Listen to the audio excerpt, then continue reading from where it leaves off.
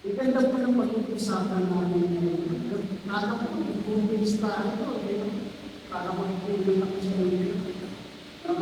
Ako po pala si Brother. Magandang gabi ng Cristo. Pag-uusapan po namin ngayon, about ang pagtawa sa kanyang mga anak. Amen?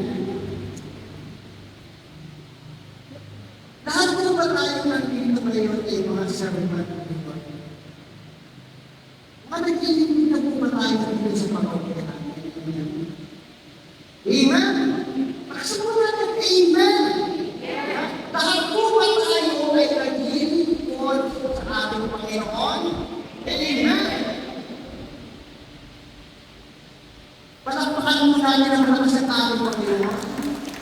Lahat po ba tayo ay naniniwala na tayo ay tinawag ng ating Panginoon? Amen! Bakit tayo naniniwala? May mga tumawag sa atin. Kaya tayo nandito ngayon. May mga ginamit ng ating Panginoon. Kaya nandito tayo nandito sa iba't ibang pagkita sa story ng pinagalaman. Amen?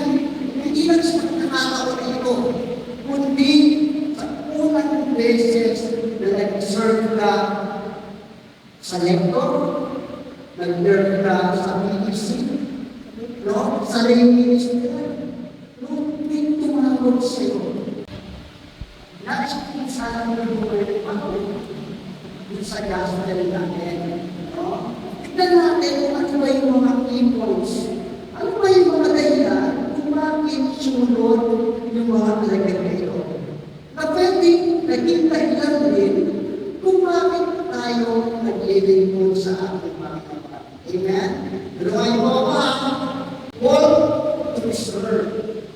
No? Tinawag upang maglingkod.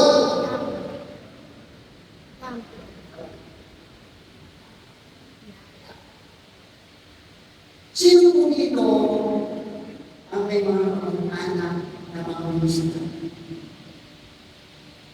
Sister, ano niyo po? Kung sister ko ay mga isda, sino ba po? Sigurado ko dito, isda ba kayo, Father?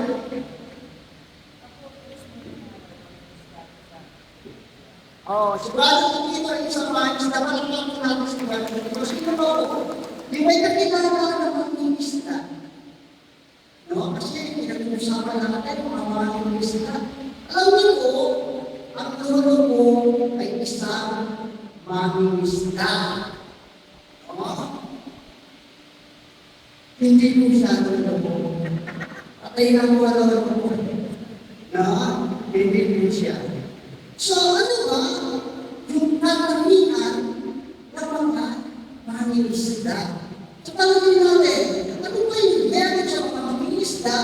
Bakit sila yung unang pinili ng ating Panginoon? Palagay niyo, bakit? Siyempre, ito sa kamay. Ano yung katangian ng isang mangingisda? Ang isda ay nanguhuli. Sabi ni Sister Anna, Mr. Jane, ang isda, nanlagang mga, ano yung mga katangian nila? Versus wala na katangian nila. Madyaga. Kung yung isda ay madyaga, ano ba ito? Pasipal. Ano ba ang katangian ng mga isda? Malakas. Kapag nagkilala ka, hindi pa kailangan yung tatay mo na namamawin. No? Yung mga unang malalaki na bayan niya. Sino ba po? Mahal ang pasensya. No? Ayun yung mga katangian ng mga isda na alam natin.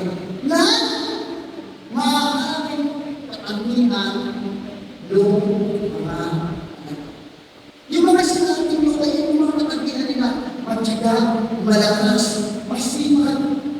No? Mahaba ang pasensya. No? Ay yung mga katangian nila. Subalit, sa pagkakamagaling. Diba? Kapisado nila yung ilog sa ilog kasi sila. Kapisado nila yung dagat. Ano ba mga Kristaya? Alam nila kung kailan dapat manghuli. Amen?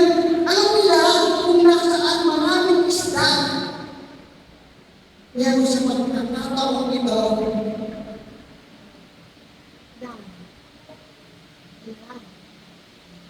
manag is empty.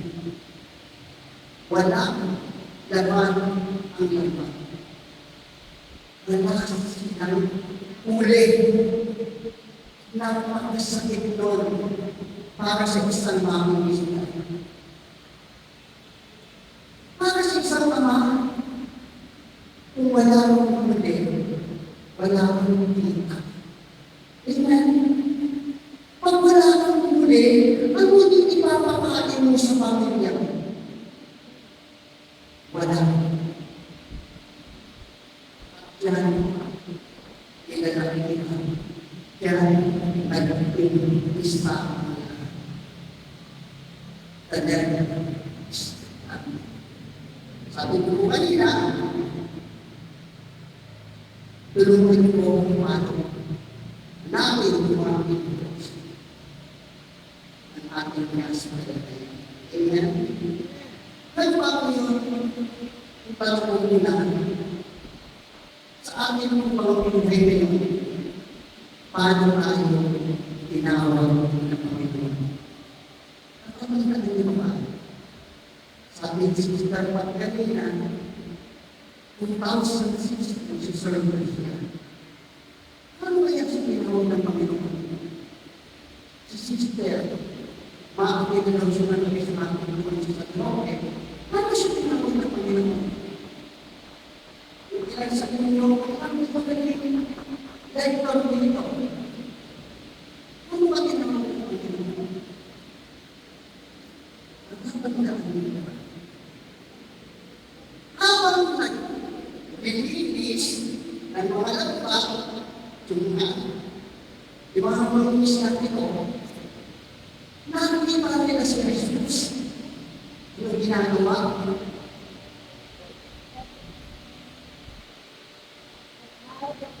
While the power was present in Jesus and listening to the word of God, he was standing by the lake of Gennesaret. Si Jesus ay nangangaral sa kanya. Nakita ang mga alagay. Yung people natin yan. Listen. Listen. Listen. Sabihin ko natin, listen. Listen. We are born because we listen.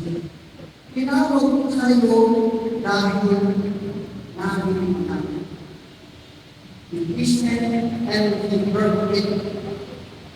Dahil natin at nakikinig tayo. Napapakinggan natin si Jesus, pinigis. Amen? Narinig natin si Jesus, ay makikita tayo sa bawat butil ng sabi. Ito ay kwento ni Jesus. Tuwing tayo ay nagdarasan, nais namin marinig yung sasabihin ni Jesus. Listen.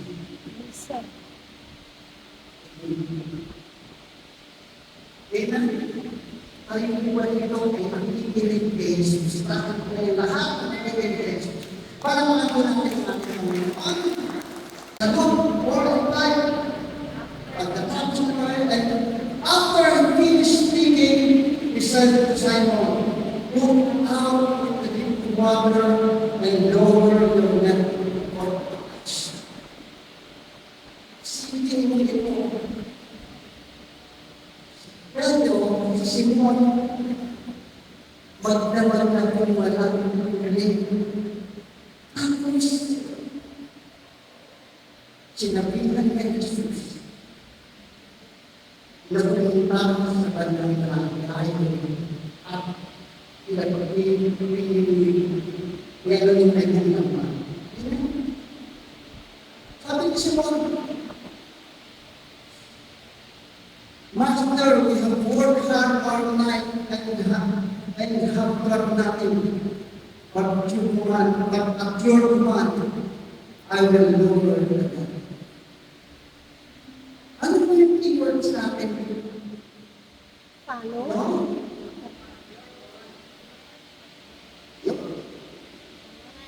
Iman. Iman. Sabihin po natin, iman.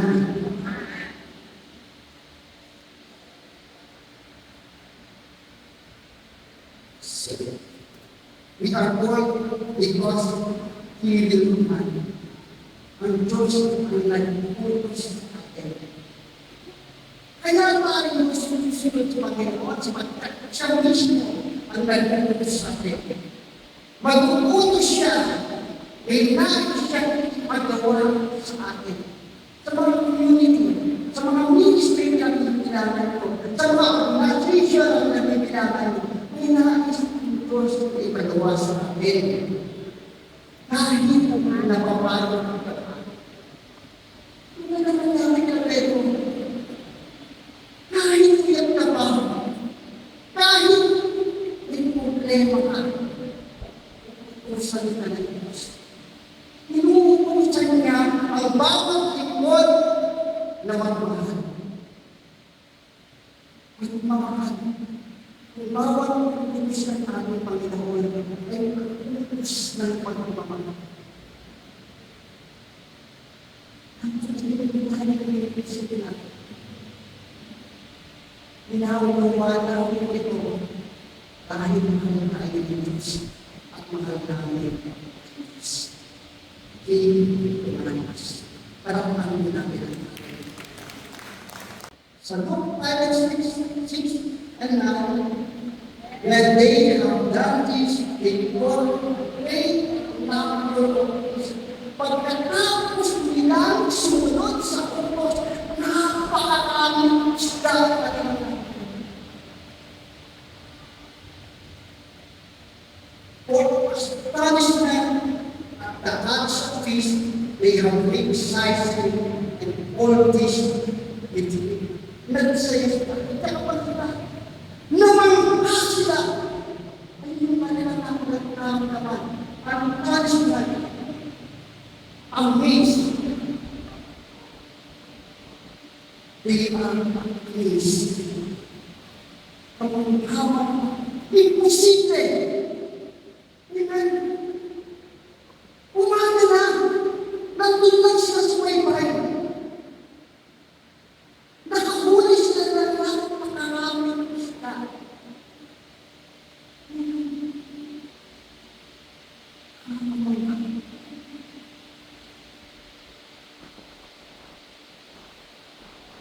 Say, amazed. We are called because we saw these amazing things happen. Miracle, healing, signs and wonder. Nakita natin ito bilang mga lingkod. Napasa natin ito. Naramdaman natin ito. Amen? Naramdaman natin kung gaano tayo ng mga natin. Naramdaman di ba naman? Sa aming magkaibigan, naramdaman tayo ng mga natin.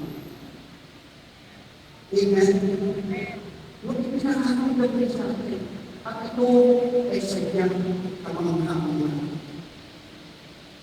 You are born to serve, to be a witness for this amazing purpose.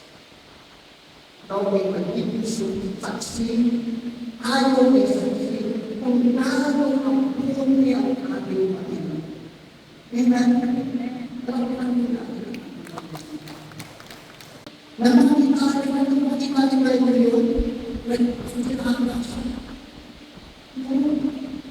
Which Simon Peter saw this, he fell at the knee of Jesus and said, "Depart me, Lord, for I am a sinful man." Ano yung nakakakala niyo? Pagka-nabasa niyo yung Ebanghelyo. Yung sabi niya, lumayo ka sa aking Panginoon. Hindi ako maramat.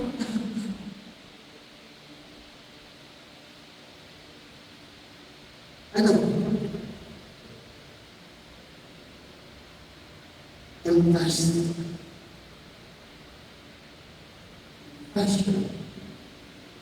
hindi nagtawad, pagpapatapat.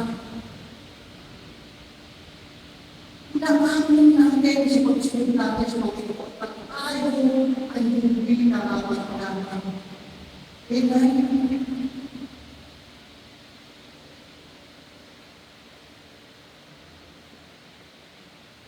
Sapagkat ang lahat ay nagkasala at walang siniman nakakabot sa aming kalagaran ng Diyos. Amen. Tayo ay hindi nakakatawa. Bawat isa sa atin ay hindi nakakatawa. Makasalanan.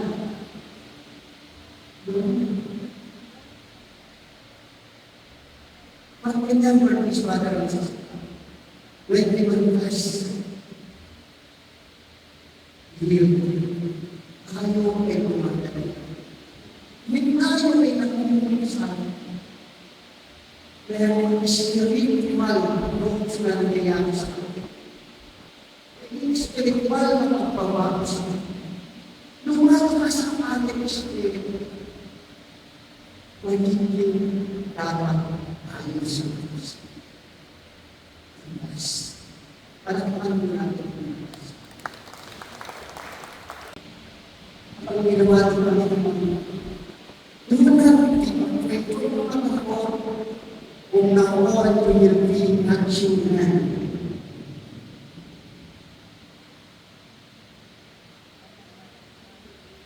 When they vote their vote to the shore, then that will be an family. Ano po yung inuwalis nito? Follow. Sabi niya doon sa Marcos, come, follow me. I will wait for your business. Inuutos mo yan sa akin. Hindi lang sa mga akin. Gawin mo ito. Ulit natin. Gawin natin ito ulit. Subukan natin ito ulit. Amen.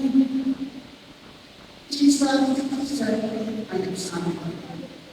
Bago niya mainutos kay Simon, kay Santiago at kay Juan, ginawa niya muna.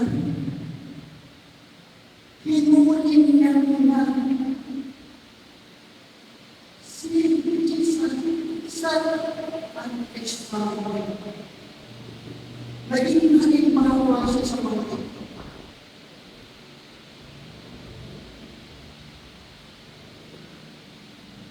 Maging mga kapalikaya nila. Ikasih tatanya. Ikasih sesuatu. Ikasih. Nahuli ka ng Panginoon.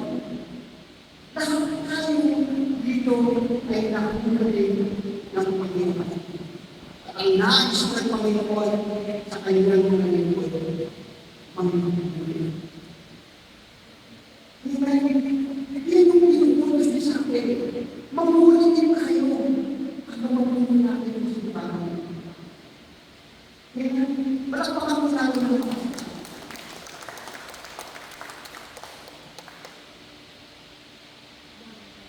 Paano?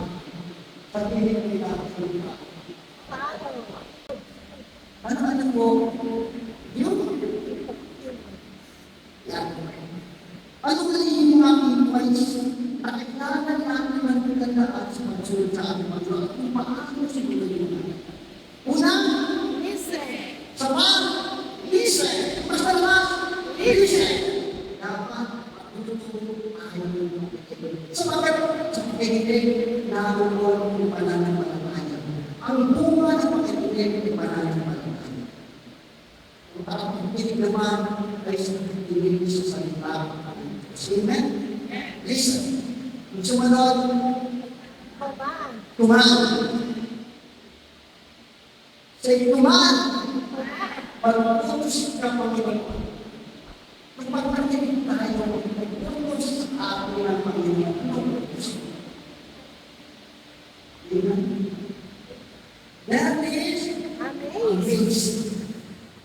mamangha. Sabihin natin, amazed. Mamangha.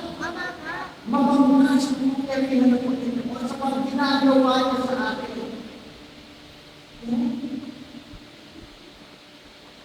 Kasi hindi ko tutulungan sa iyo. Kapag nakita ako ng gano'n ako sa Panginoon, magpapatuloy ka. Hindi ko ginawa ni Pedro, namangha sila, and they decide. Ang di mga naman, iniwan nila yung parang decide at that time, sunod sa ating Panginoon. Yan ang pagkas. Aminin mo na hindi mo kaya. Hindi madali. Hindi ito madali. Pagkatapos ng trabaho, pupunta ka sa simbahan, pupunta ka sa gawain at pupunta dito. Pag-ako ng linggo, magsiserve ka sa Panginoon. Kahit na problema ka ng dito ka. Kahit minsan hindi kayo kasama mo sa pupunta dito. Kahit ang problema na hindi ka, magsiserve ka. Hindi mo ganyan. Pero aaminin mo talaga hindi lamang sa Diyos. Kung aaminin mo na hindi mo kaya ang mga kasalanan, dahil ang pastili tayo. Sabihin natin, ang lalakasin ako. Lalakasin ako. Pero, na sa inyo na naman. Kapag naiinipin na natin mahalo. At yan ang ginawa natin sa aming pag-ibig. Sunod tayo sa aming pag-ibig. At ang pag-ibig.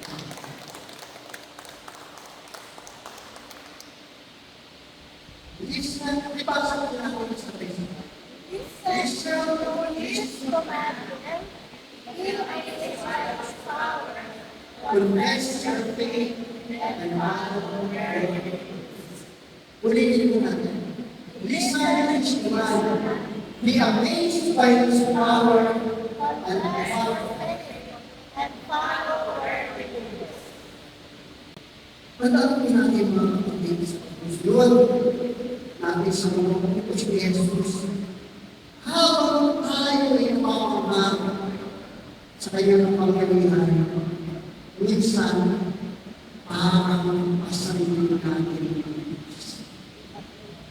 Lahat daw na naglalaki sumunod sa kanya, ang pasarili siya.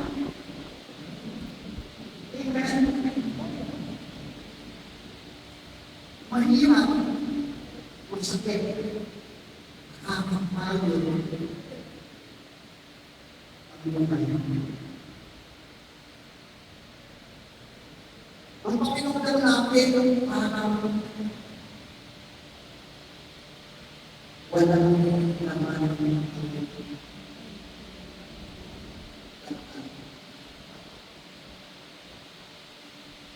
the land is pero tandaan mo natin lahat.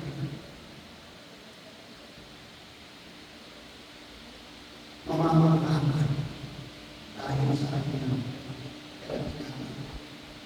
Mula sa pagiging walang laman ang laman, mapupulong tayo, bubusugin tayo ng Panginoon, at lalakasin tayo ng Panginoon, pagdadaminin niya yung ating mga puli. Amen! Parang natin ang malakas sa ating Panginoon. From Antioch to their net for breaking, nakahalos mawasak ulang. Kung titignan natin mo yung mga kapatid, di ba pwede namin kasi? May isang pagkakaiba. Ang isa na po mga kapatid, ang mga isla, walang pwede. Maghapon, magdawag silang nasa uwi, walang pwede. Pero yun sa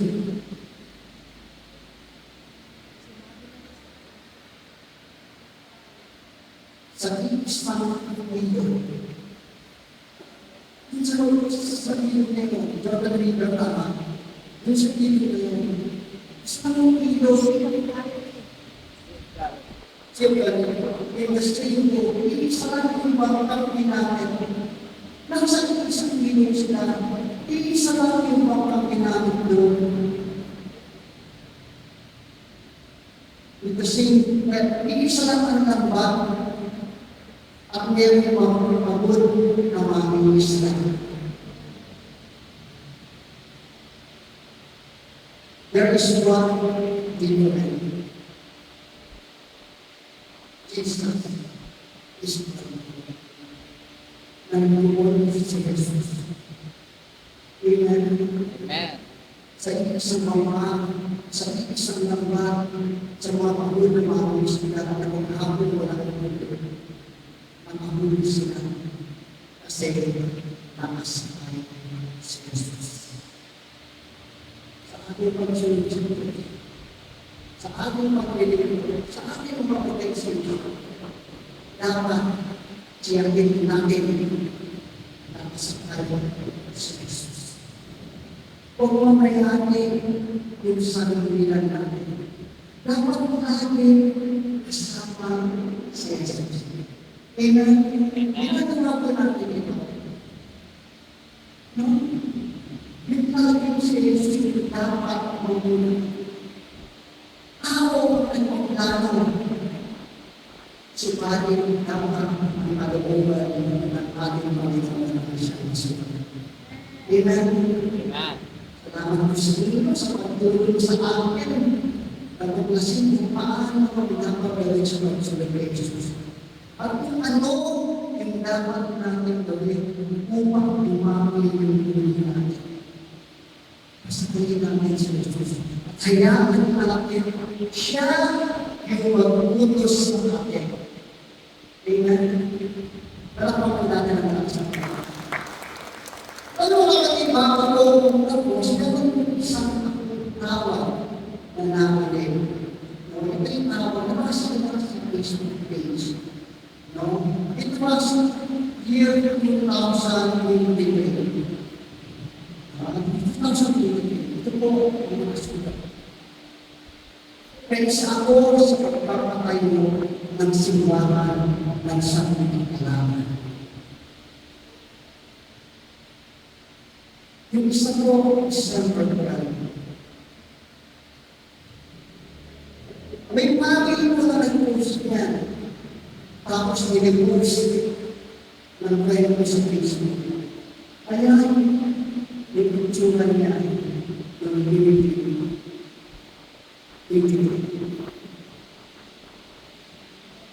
Ito yung panawagan. After a few months lang, pinumagay na yung relasyon. Pagkatapos, year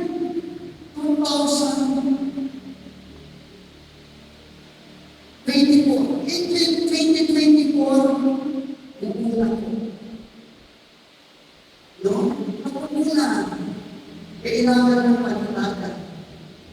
Noong April, marami siyang uulan. Noong August, April, August, meron na akong uulan. May panatagan. No? Tapos, 2025,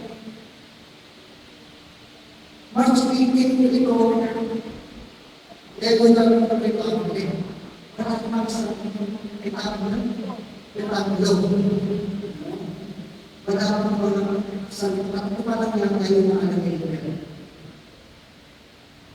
Tapos, buwan June, ilalagyan na natin 10 years. Tapos ngayon, September 2025, ito na po yung simula na pinag-ihanan. Tinawag po kayo na marami po nagmamahal sa inyo. dahil sa pagkakot mo sa Panginoon. Yung mga ano mo, dati airways, hindi sa Panginoon. Ibigay siya pinapay. Tara, pagsalungan namin yung pinapay ko sa Panginoon. Akala ko ang namin dala. Ay dala siya, isa. Malaki naman yun. Kaya mo ang piraso kami. Nagkasya. Amen. Nagkasya yung kanyang pinapay. Ang pakita mo. Tingnan mo ang area of Samaria. Ang pinasamahan ko, tumakuhin na. Tulad ng nangyari sa ating Panginoon. Amen. Nung tao ko niya na nag-post ng Biblia, wala ko sa Biblia. Dawang sabi ko sa akin, ang sarap pag-ibig sa Samaritan.